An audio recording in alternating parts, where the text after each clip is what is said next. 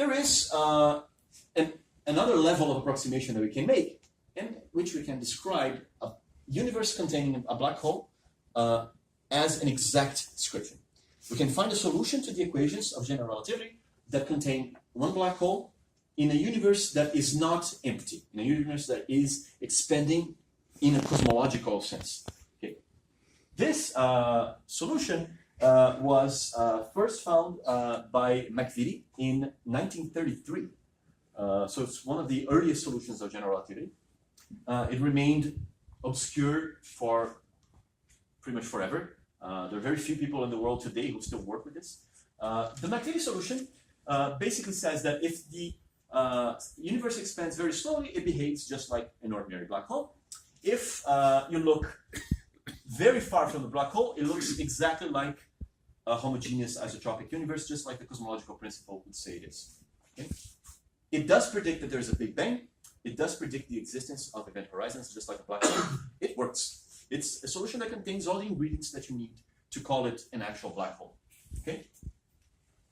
Because it's a dynamic solution, a solution that exists in the universe, and it's not fixed in time, it changes over time, we get something that we don't get by studying static solutions of general relativity. The basic solution, the Kerr solution, or the Schwarzschild solution of black holes, basically describe an eternal black hole that has existed forever. But we know that this is not the case. Black holes have not existed forever. The universe is not static. The universe is changing. Black holes may also change.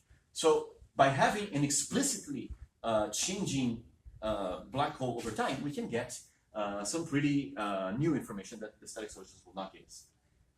On the other hand, we also have a lot less to work with, so it becomes a lot harder to do any calculations at all. So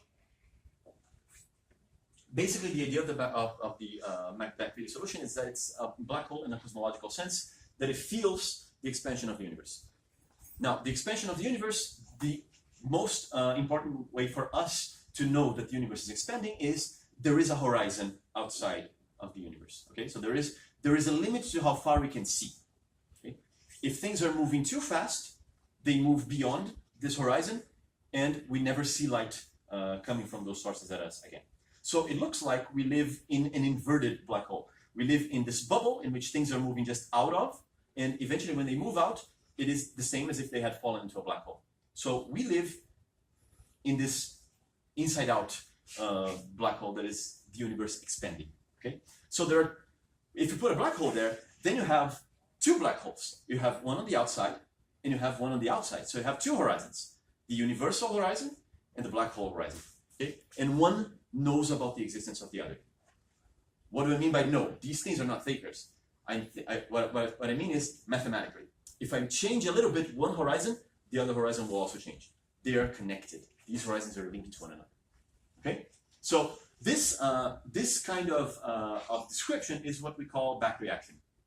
Back reaction basically means if I alter any parameter in my simulation, everything else is going to change, and they're going to change the original parameter that I switched. So back reaction is a way to, it's a sort of a holistic way to deal with this problem. The black hole will change, it will cause the environment to change, a change in the environment will cause a change in the black hole. Okay, so now we're talking about a complete description here. Okay.